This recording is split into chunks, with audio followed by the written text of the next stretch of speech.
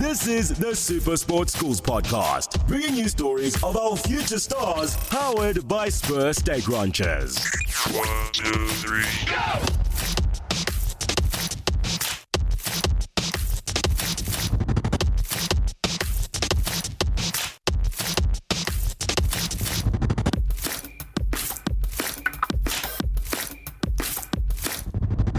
Hello and welcome to another episode of the Super Sports Schools podcast brought to you by Spur. I'm Alex White and today I'm at my alma mater, Rondebosch Boys High School in Cape Town, alongside the Tinky Haynes field, which is our first team rugby field. Now, as far as I'm aware, only one rugby referee ever has refereed a World Cup semi-final and a Bish Bosh first team game on this field.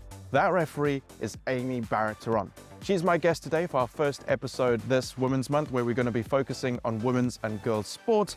So enjoy this interview with the most capped women's rugby referee of all time, Aimee Barrett-Theron. Cool. Aimee, thanks so much for joining us on the Super Sports Schools podcast. Just to start off, can you introduce yourself?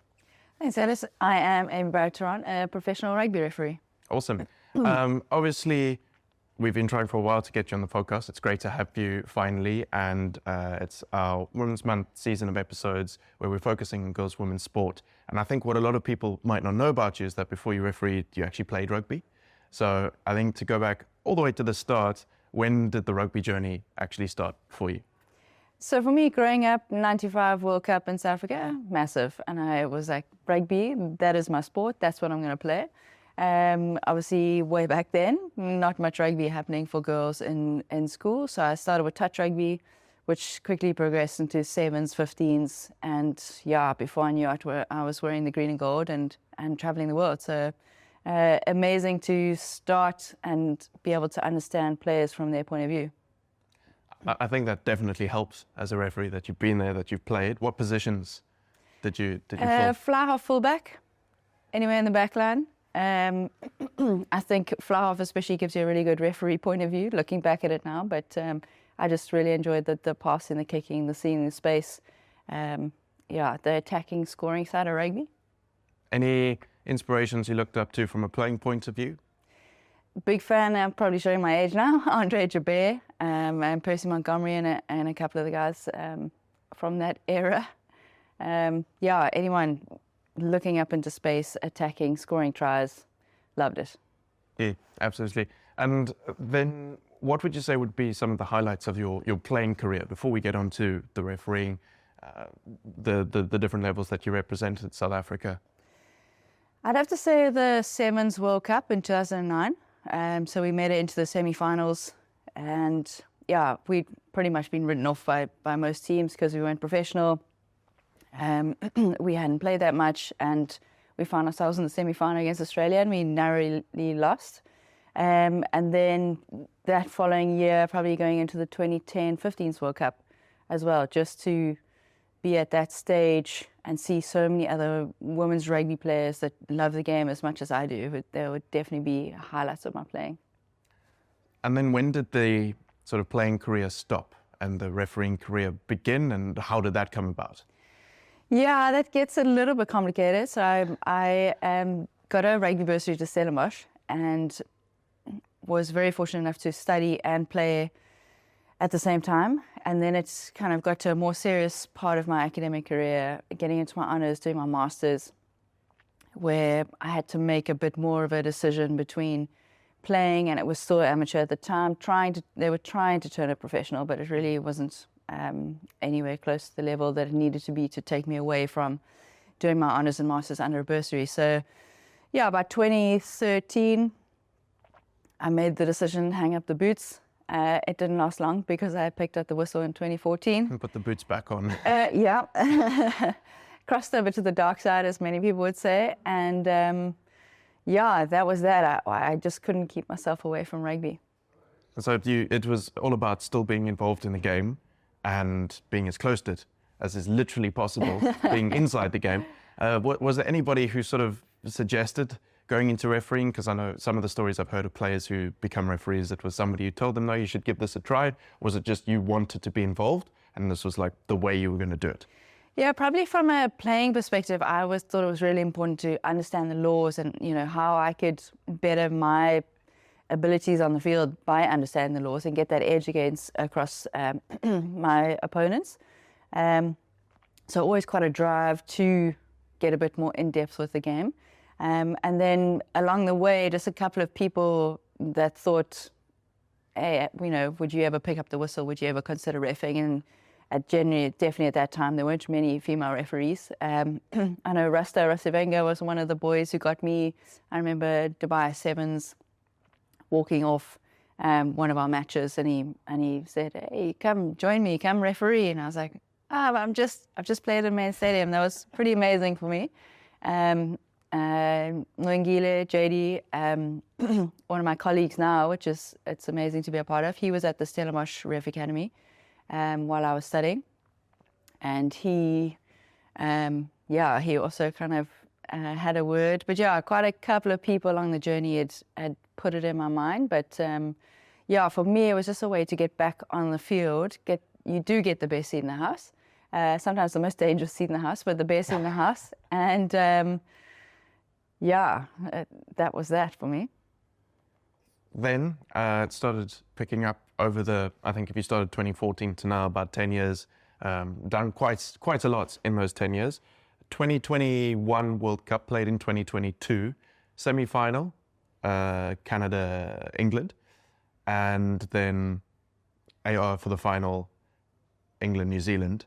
How amazing was that World Cup down in New Zealand, especially considering how well attended it was, breaking records for the Women's World Cup?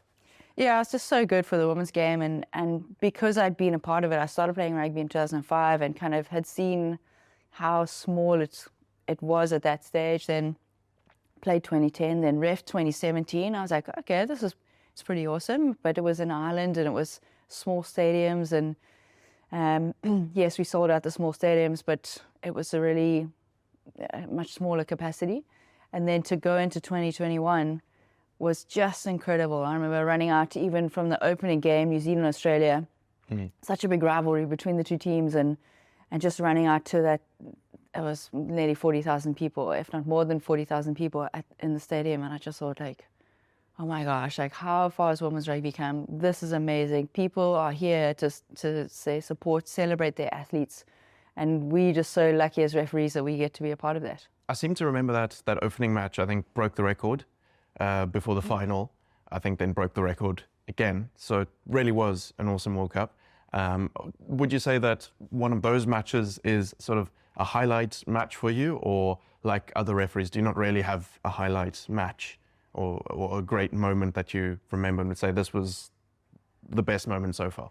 Yeah, I think that World Cup was really special for me. I think just the massive scale, the incredible rugby that was played. I'd love to say in 2010 I was anywhere close to competing to that, but it's just grown so much. But I'd like to say my England-France game at Twickenham in the final round of the Six Nations, 58,000 people there, like that is probably still my number one. Just amazing, like, one of the homes of rugby, or difficult to say that as a South African, but you know what I mean? Like Twickenham, very iconic, very, very historic, and to see the support and just the incredible rugby that was played as well. It was amazing. You couldn't hear anything. The ARs was like shouting. I still couldn't hear them just because the spectators were so loud. It was such an incredible game. And you think 58,000 people, how different that is to maybe even a URC game or school game that you do where there are a lot fewer people. Does it just blend into one big noise? I mean, you're saying it's so loud. How do you focus, drown it out? How does that? Yeah, I think what's weird, when you blow the first whistle, everything just becomes the rugby in front of you. And then when there's like stoppages, say for a scrum, an injury or something, you can kind of take that moment to look up and be like, oh my gosh, and then you can kind of hear it. But I say running out of the tunnel in the start of the game, you're just like filled with this energy, this adrenaline. You can literally like almost feel the spectators, if I can put it like that. It's just so much energy that they give you. But yeah, once the game happens, it's the English white shirt versus the blue French shirt, and that's all it is. Are the players able to hear you with such a loud stadium? Yeah, I mean, surprisingly, it did go quite well. The players are responsive, but yeah, I'm sure they're also quite caught up in the whole occasion, and everyone was very well behaved, luckily. So yeah, it was good. Awesome. So coming from World Cup, Six Nations, I wanted to talk about school rugby, and we are at Rondebosch today in our Heritage Centre, our Opway Centre, which obviously I'm very familiar with. You're very familiar with the field that's just outside as well, the Tinky Haynes. And I did the research beforehand. You are the only person, I made sure, that has ever refereed World Cup semi-final and a Bish Bosh first team game. Amazing. for what that's worth, the Bish Bosh part of it. But you've stayed very involved in school rugby, schoolboy rugby as well, and refereeing. I've seen you referee on this field, and not just first team matches, under 14 A's and sometimes not even 18s on a Saturday morning before you go off and do a whole lot of other games. What is it that I think brings you back to school sport and school rugby and makes you keep refereeing these matches all around?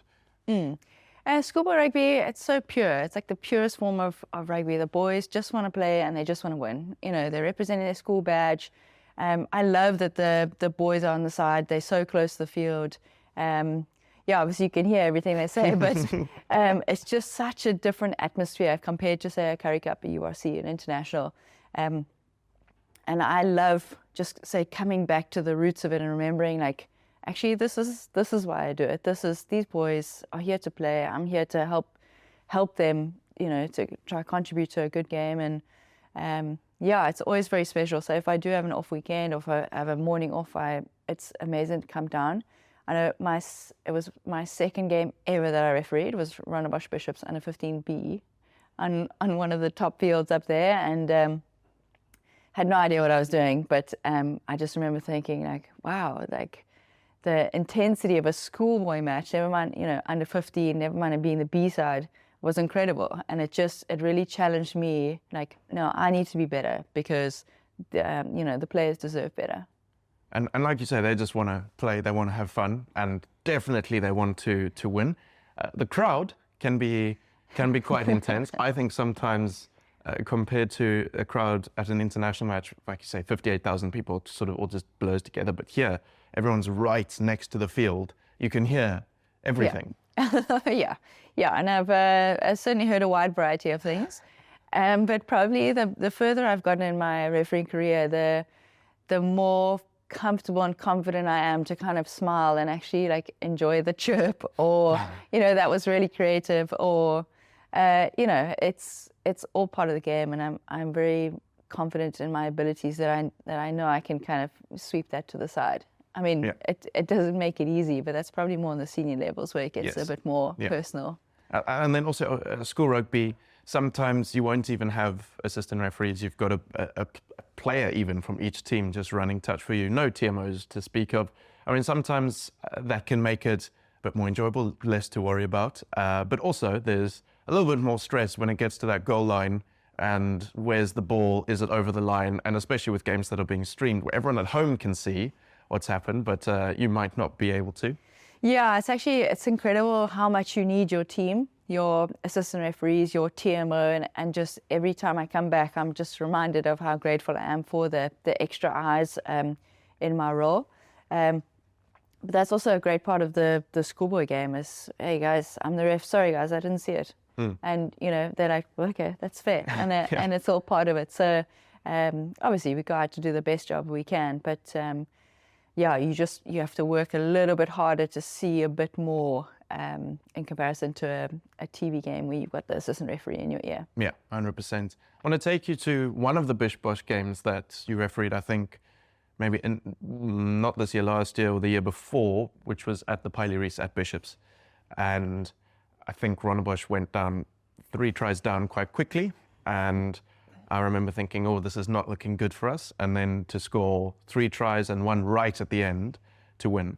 And the reason I'm telling that, of course, is to gloat a little bit, but also is also because that's school rugby. Is you get amazing things like that, massive comebacks that you wouldn't have in international rugby necessarily, or massive clubs, which you also don't always get in international rugby between 2 teams that play each other often. And there's just that variety of play that's always so exciting. Being in the middle, having a good view, Do you ever have time to just think, wow, that was a really good play, that was a great pass, or is it more just focused on, goodness, was that pass forward? No, yeah, absolutely. I am a massive fangirl of the game. So, you see these amazing tries, you see the big hits, you're like, oh my gosh, that's amazing. But obviously I'm quite used to being marked up, so you do censor everything. Yeah. And it's in your mind. But I just sometimes you see amazing things from a viewpoint that no one else is going to see it or will ever see it. And I just think the players are so incredible. I mean, obviously you see some silly things as well, but yeah, like I say, massive fangirl, and I just enjoy those moments out there where I think I have one of the best jobs in the world. One of the toughest, but one of the best. Absolutely. So sometimes silly things sometimes have to go to the pocket, especially in school rugby. They're not immune, and sometimes they push you. They push a little bit further than the professionals might.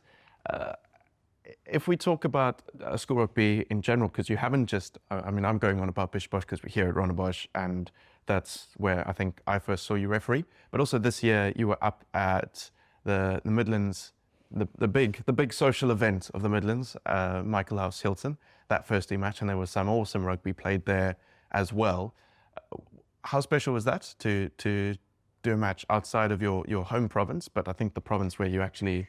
I did. I grew up in Durban. Yeah. Amazing to be invited to an event like that, especially with two, say, historic all-boys schools. I think their openness and their engagement, I mean, they were encouraging me or inviting me from early on from the Easter festivals that happened here at Bishops, and, trying to get me there. And I just thought it's a really big step. There is so much history and culture in the all-boys schools. And sometimes it takes a little while to change, but same like Rondebosch and Bishops, and then Marcos and Hilton, where they're just so open to it and so inviting. And it was just, it's incredible to think. Often I tell my international colleagues, like, oh, I did a school game, there were more than 10,000 people there, and they just, kind of, what? It's mind-blowing for them, and just amazing to be a part of that occasion. And also close finish. And with the schoolboy games, I tried to do match prep on the teams earlier in the season, on SuperSport Schools, and it's just so hard to get some kind of set structure, because you actually don't know what you're going to get, and it's that's what makes it so much more exciting. So let's talk about that match prep then, because sometimes people think that referees are going in with preconceived ideas about what they're looking to penalise, etc. But it's a lot more nuanced than that. So how does it differ if you're doing an international match? What does that prep look like versus, now you mentioned using SuperSport Schools for a first team school match, which a lot of people won't know. They might just think the referee rocks up and does the game, especially for a first team school match. But because of how much pressure I think there is on you as the referee for that match, that's being televised, where everyone can see everything, but you have no TMO, you have ARs who might be from the school. There's a lot of pressure there. So how is it different, and what goes into the prep for a big international match, URC, Currie Cup, whatever, and then school rugby?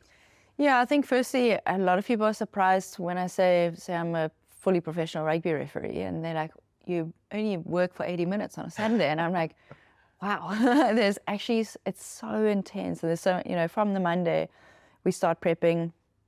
If you talk about internationals or URCs and things like that, you're looking what the team did the week before and what they've kind of done across the season. We're looking specific set piece. Okay, this is their plan at scrums, at lineouts. These are a couple of the moves they played. So you make sure you're looking at the right pictures, you're moving into the right spaces. You're highlighting a couple of impact players. You're highlighting a couple of niggly players that you potentially have to deal with. And then general, say, game DNA, team DNA, how their style of playing. And, across, say, the internationals, so your prep would be as in-depth as that. You're also speaking to your ARs, you're prepping them, you're speaking to the coaches, seeing where they're coming from.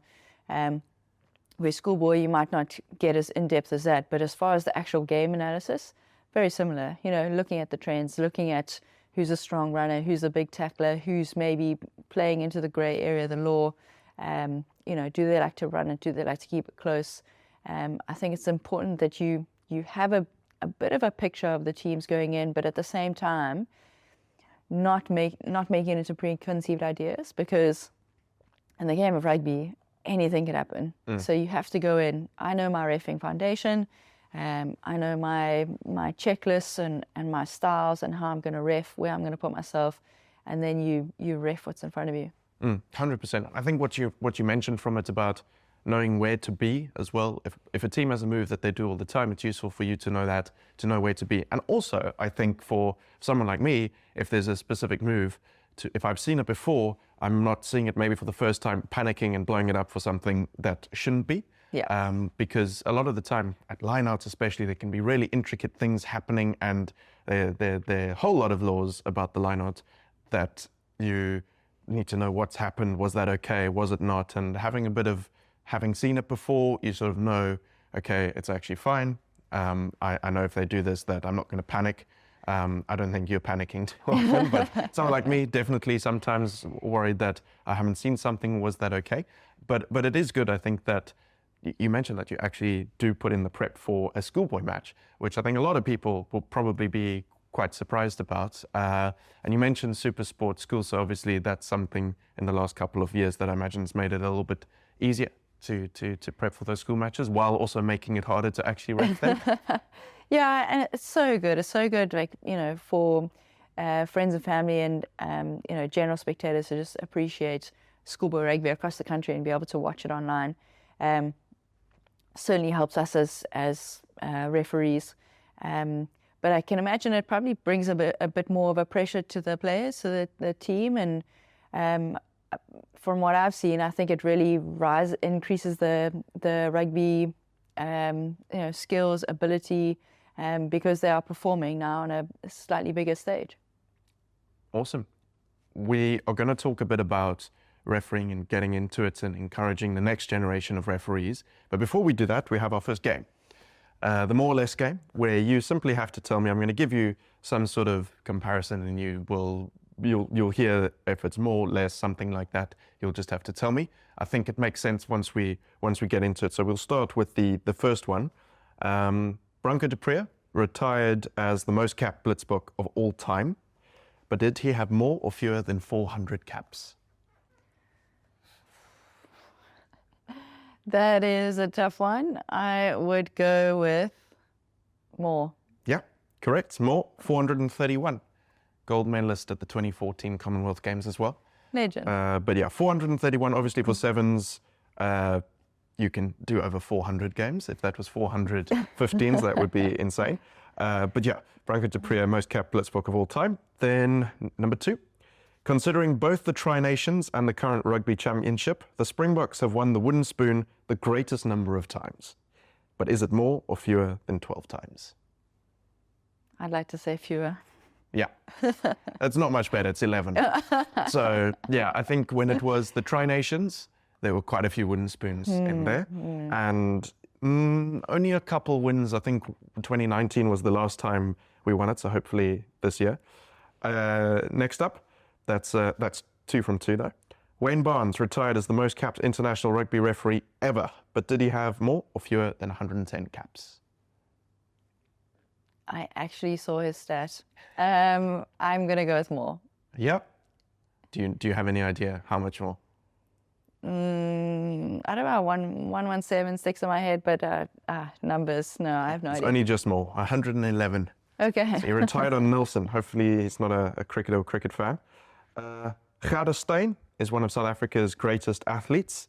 Has she won the Two Oceans Marathon more or fewer than 4 times? I'd like to say more. She's a champion. Yeah, 5 times. Wow. Okay, 4 from 4.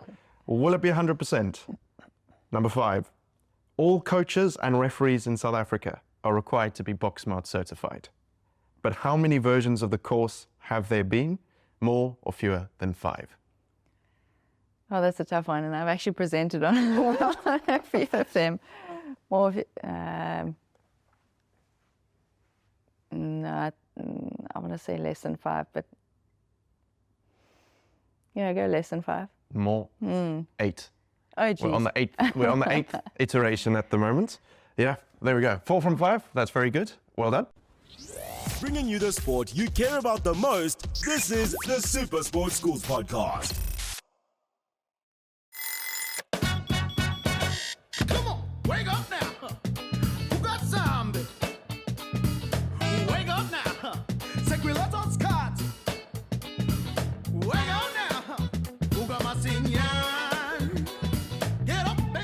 15 delicious breakfasts, Spur is the place to be until 11 every morning. Enjoy an unreal breakfast for just $56.90. Spur, people with a taste for life.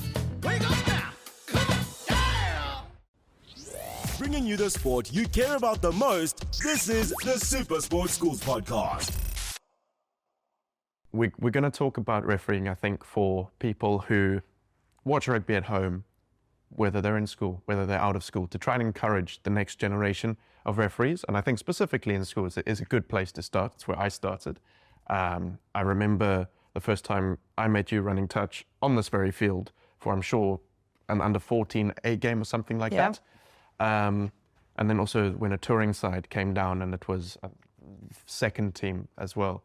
Still have the beanie they gave us. Me as well. But I think if I just put it in a simple question, why referee? Which might not be a simple question. Simple to ask, not necessarily simple to answer. I was about to say, it's a bit more complicated to answer than it.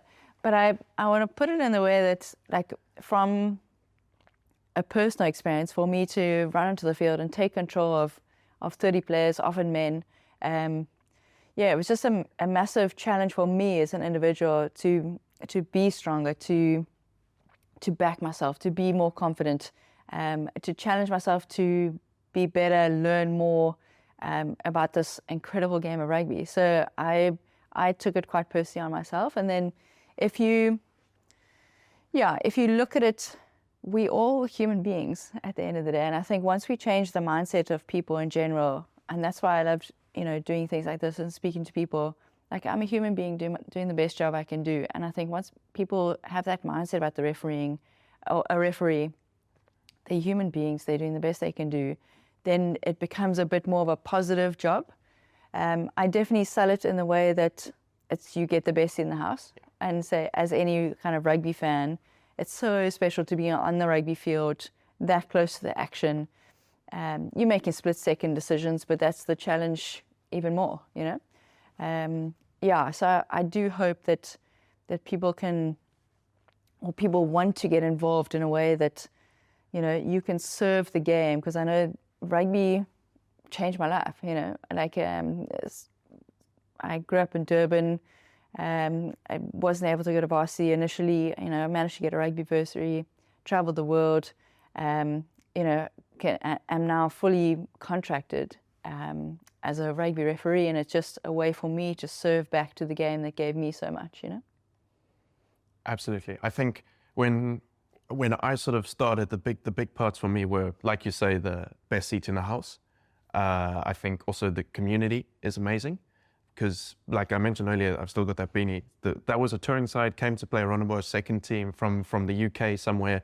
They gave referee, which was you, and the ARs beanies, just to say thank you for being there. And we had a great post-match function, but that's a big part of it as well. Is there's often, everyone's trying to kill each other on the pitch, everyone's shouting at you maybe on the pitch as well, but then afterwards, often people can come together, sometimes not, but often people can come together and the community's really good. And then I think also that part that you mentioned, split-second decisions, you're constantly having to challenge yourself physically and mentally. And I think also you say that you're just a human being, and something I learned quite quickly is that a lot of people don't really know what's going on, which isn't great from a sort of spectator side. I think there's a lot of work to be done around education. But that being said, you said earlier on that when you take to the field, you're confident in your ability, and the people shouting at you most of the time, almost always, you're going to know more about the game and the laws and how it all comes together a lot better than them. So I think that's something that I always try and think about if you're getting shouted at, heckled, whatever, which goes a long way. But now I want to ask you about role models from a refereeing perspective. When you started out, did you have any? Yeah, I think being from Durban, Craig Jabir was one of the standout guys, Mark Lawrence. I just enjoyed the way they communicated on the field, the way they engaged with players, the way they seemed so comfortable and kind of gliding around the field. And I was like, this man is in control.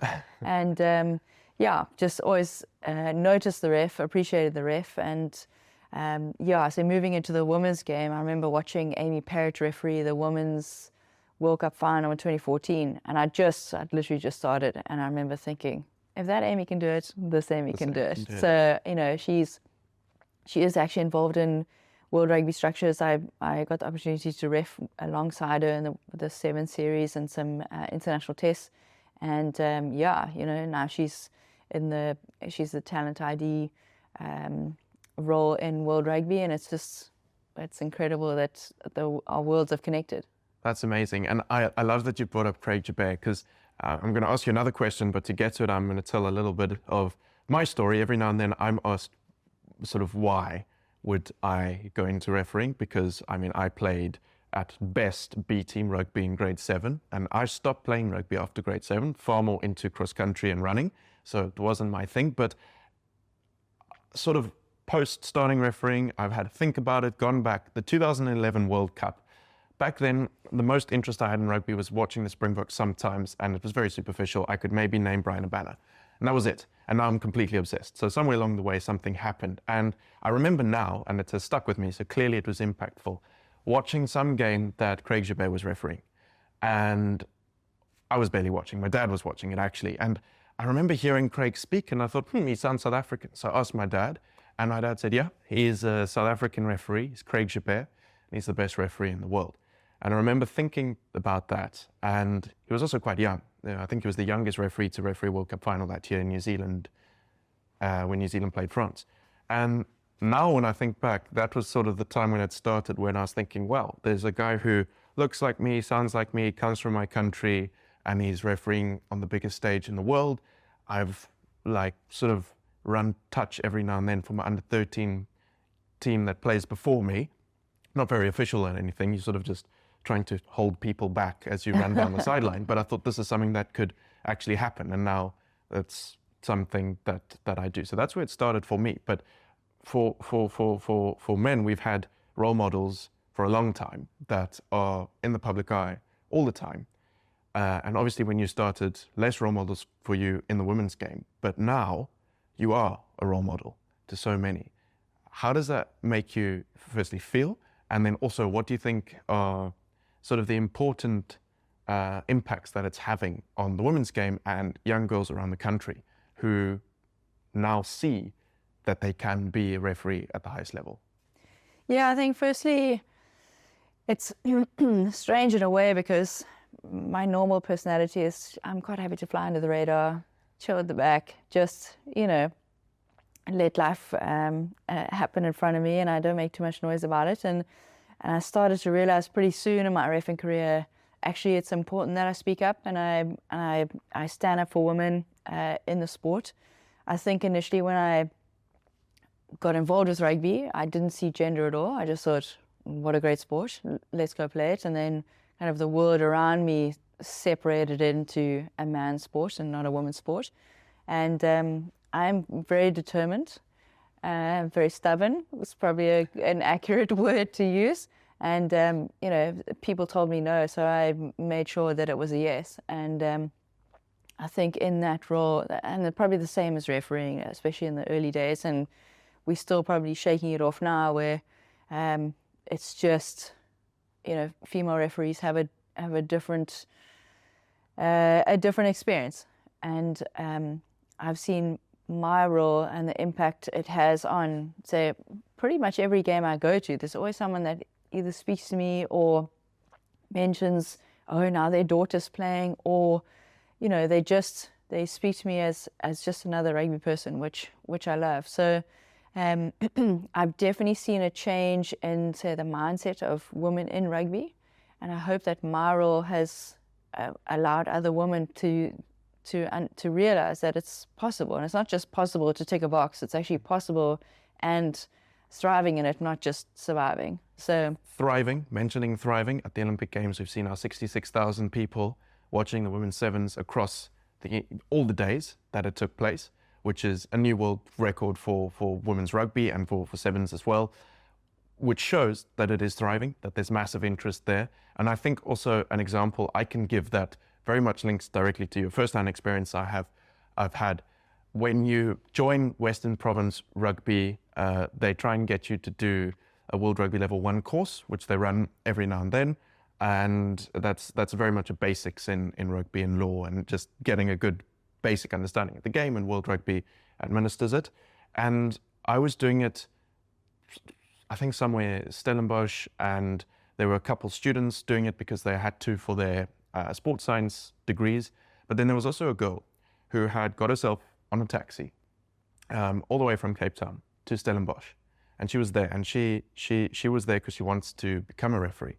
And I asked her, I remember asking her, just we were chatting like, why? And she said she'd been watching, I think then it was like Super Rugby Unlocked, something like that. She'd been watching it, she saw you refereeing, and she said, oh, who's this person refereeing? This is something I can do. And she'd got herself to go onto the SARU website, to go become a ref, to taken her to the Western Province page. She signed herself up to go to that World Rugby Level 1 course, got herself on a taxi, and she was there. And so that is the power. A lot of the time people don't realize that it really has a huge impact. And that's just one example of an anecdote that I've experienced, which I'm sure that there are many more out there. And you say you like flying under the radar, so I must apologize for for a video earlier this year in the England-Wales under-20 match.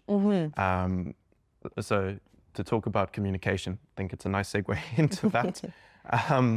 Obviously went viral. I think that video has like 7 million views just on my accounts, and there's been other people who posted as well, so it's probably well over 10 million views. Your wonderful comment to both England and Welsh captain. Obviously, you're mic'd, you know you're on TV, you know that people are hearing what you're saying. How carefully do you think about what you're saying? Firstly, not to offend anyone, not to get it wrong, but also to make it clear so that people know what's going on. And that's just another thing to have to worry about. Yeah, and that's it was certainly an interesting moment earlier this year, and I almost had this out-of-body experience with it, in that like the words were coming out of my mouth, and I was like, I can't believe that this is this is what's happening. And I didn't realize the impact of it until obviously the next couple of days, couple of weeks, where it really exploded. And I think why it worked was I was natural, I was authentic, I was myself, I was just a bit different. I think for a lot of people, we come into refereeing and we think we need to say be the policeman and work off the same, you must not do this because like I just want to bring a different say my own style to it. So it's not necessarily that I sit in front of a mirror and practice things, but obviously England Wales, really big rivalry, they're so close to each other, it does have the potential to flare up. So you do sort of mentally prepare that you're going to have a moment either with captains or players to reprimand them.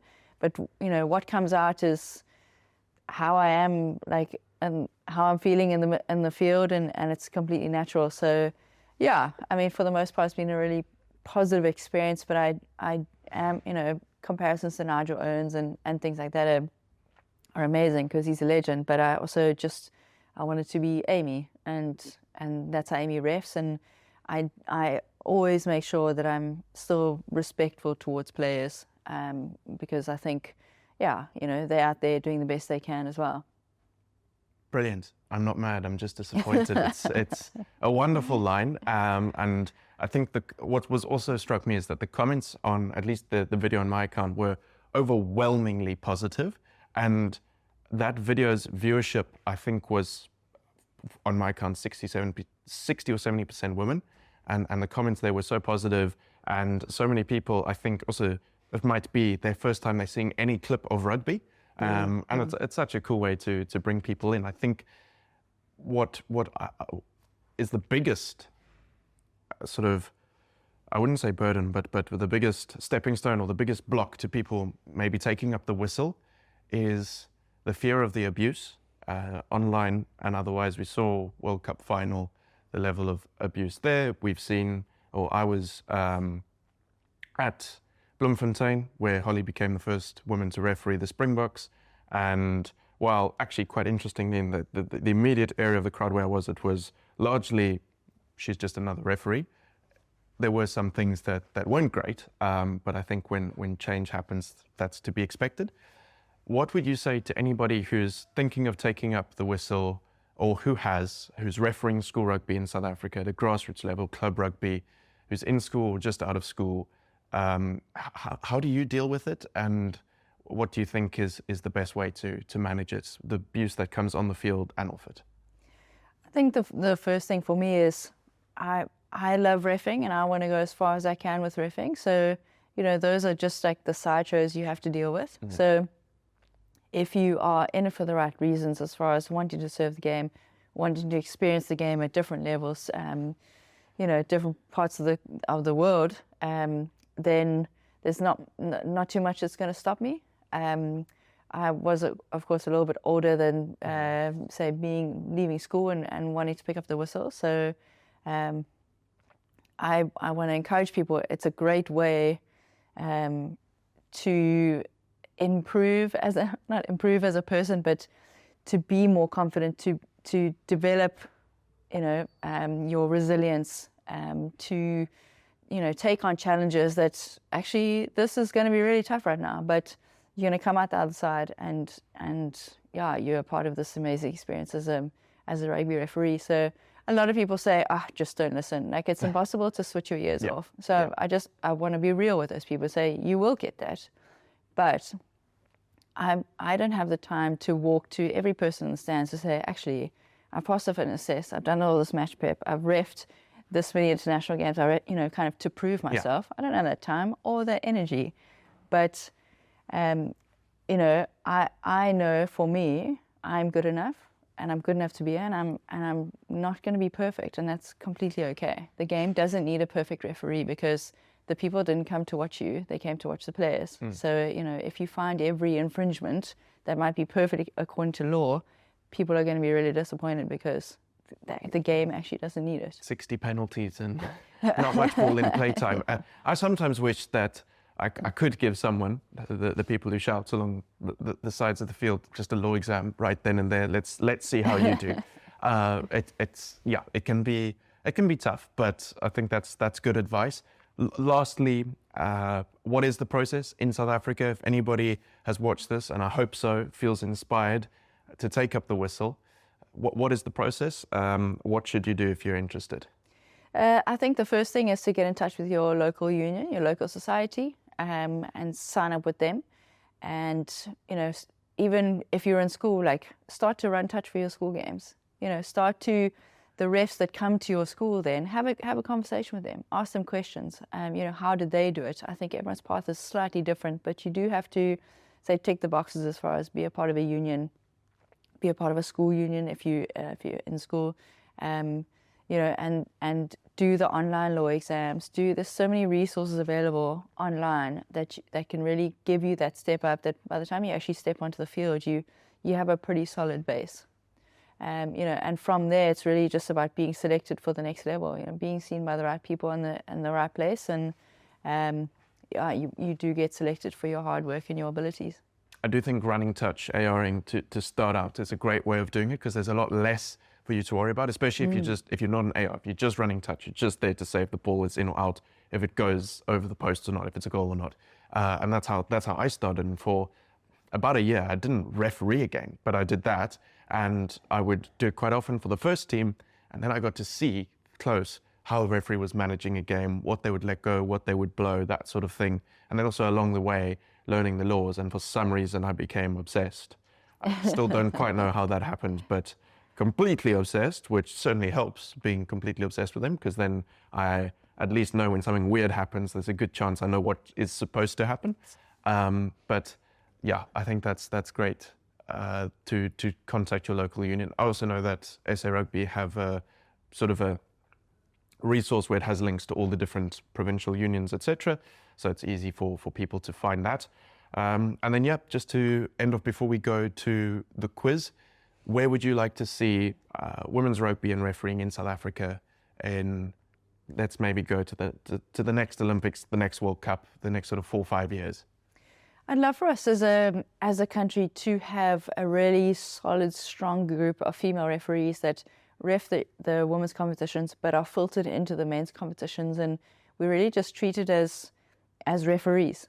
I'd love that for the girls, for the country, because every time I travel, people are like, "Oh, you're so lucky, you come from South Africa. It's like a rugby mad nation," and really respect the level of rugby that we get to ref at. You know, some of the schoolboy games are a much higher level than some of their club games, or even into their, you know, first, second tier provincial games. So from that perspective, just to get more girls involved across all the different competitions, and then going into the World Rugby structures. I've been alone for quite some time now. I'd love some friends up in the World Rugby panel. You know, so I definitely think that as South Africans, with the game understanding and the history and the respect and experience we have with rugby, I'd love to see more girls on the 7s panel, on the 15s panel, you know, really filtering across the world. You mentioned you'd love to have some more friends, but also you do make friends. That's something I know also a big part of refereeing is the refereeing community itself. And obviously, if you're traveling the world, you're often doing it with the same people, meeting them in different countries, and that's a big part of it as well.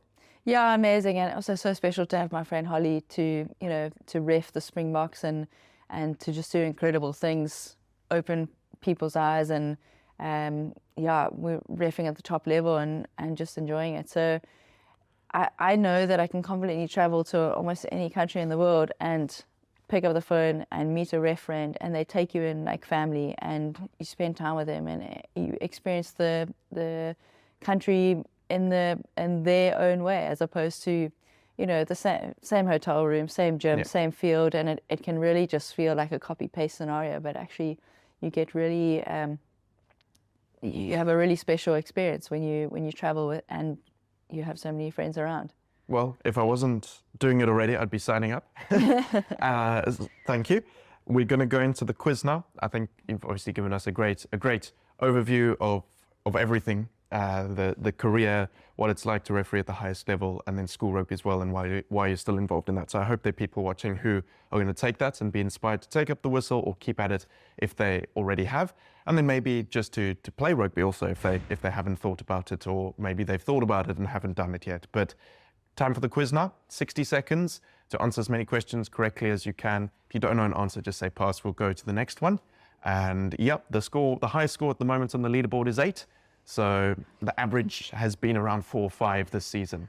Okay, just a reminder, I'm a law expert, not anything else. But let's see. And there's a bit of Olympics, bit of rugby. We'll see how it goes. All right, Aimee, are you ready to play the quiz? Yeah, let's do it. Cool. Your time starts now. Who was the first South African swimmer to win gold in the 100 and 200 meter breaststroke at the same Olympic Games? Tatiana Smith. Penny Haynes. Oh. How many players usually take to the field for a cricket team? 11. Correct. The 2024 Women's AFCON will be hosted in Morocco, but who are the defending champions? Cameroon. Banyana. Oh, come on. Which medal did South Africa's Alan Hatherley win in the Olympic cross-country mountain biking?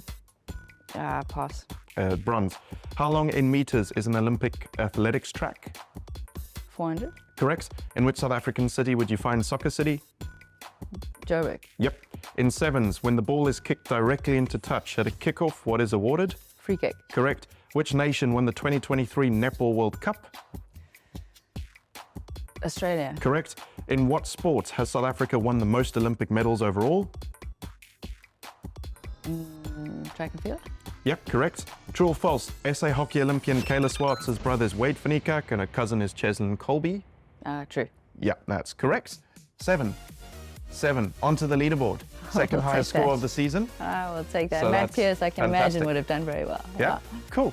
Thanks so much for joining me. Thanks for chatting, and all the best for the rest of the season. And hopefully we'll see you involved in some school rugby on this field maybe before the season's over. I don't think there are too many matches to come here, but yeah, all the best. Amazing. Thanks, Alex. Thanks for having me. Thanks so much for joining me for another episode of the Super Sports Schools podcast brought to you by Spur. I hope today's episode has inspired you to take up the whistle, to continue on that journey, or to just give referees a slightly better time when you're out supporting rugby. Aimee is truly an inspiration to so many people around South Africa and the world. It's been great to hear from her. Remember, all the episodes this month, August, we're focusing on women's and girls sport. So tune in next week for another interesting episode. I'll see you then, but for now, bye-bye. This has been the Super Sports Schools podcast, bringing you stories of our future stars, powered by Spur Steak Ranchers. now the podcast from Joy.